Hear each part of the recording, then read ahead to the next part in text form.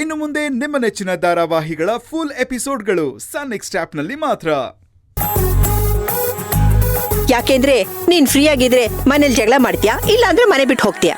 ಇದಕ್ಕೆಲ್ಲ ಅವಕಾಶ ಆಗಲ್ಲ ಅವಾಗ. ಏನೋ ಈ ಮುದುಕಿ ಅಂತೂ ಕಾಯ್ತಾ ಇರ್ತಾಳೆ, ಸಿಕ್ಕಿದ್ರೆ ಸಾಕು ನನ್ನ ತಲೆ ಮೇಲೆ ಕೆಲಸ ಹೊರ್ಸೋದಕ್ಕೆ.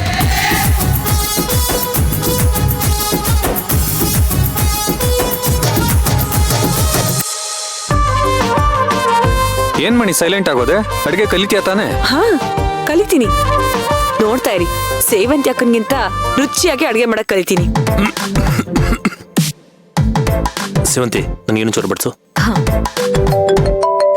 ಅರ್ಜುನ, ಏನೋ ಇದು ತಿಂಡಿ ತಿನ್ನೋ ಟೈಮಲ್ಲಿ ಮೊದಲು ತಿಂಡಿ ತಿನ್ನೋ, ಆಮೇಲೆ ಫೋನ್ ತೆಗಿ. ಇಲ್ಲಮ್ಮ, ತುಂಬಾ ಇಂಪಾರ್ಟೆಂಟ್ ಕಾಲು.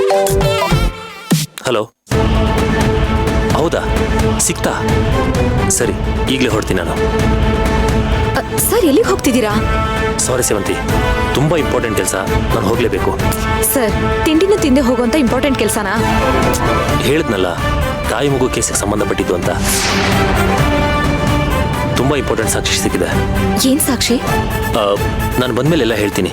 ನಾನು ಇವಾಗ ಹೋಗಿ ಸಾಕ್ಷಿ ಕಲೆಕ್ಟ್ ಮಾಡ್ಕೊಳ್ಳೋದು ತುಂಬಾ ಇಂಪಾರ್ಟೆಂಟ್. ಬರ್ತೀನಮ್ಮ. ಹುಷಾರು ಕಣೋ.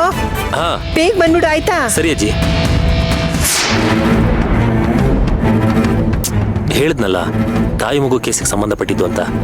ತಾಯಿ ಮಗು ಕೇಸ್ ಅಂದ್ರೆ ಸೇವಂತಿ ಮಗು ಕೊಲೆ ಕೇಸಾ?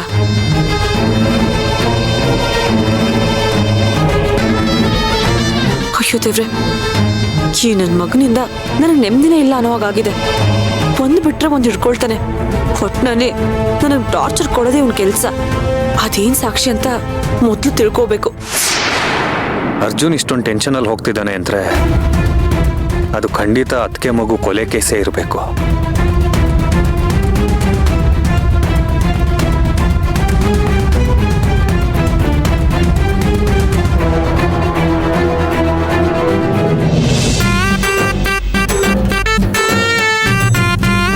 ಯಾವಾಗ ನೋಡಿದ್ರು ಮೊಬೈಲ್ ನೋಡ್ಕೊಂಡು ಕಿಸ್ ಕಿಸ ಅಂತ ಕಿಸಿತಾ ಇರ್ತಾಳೆ.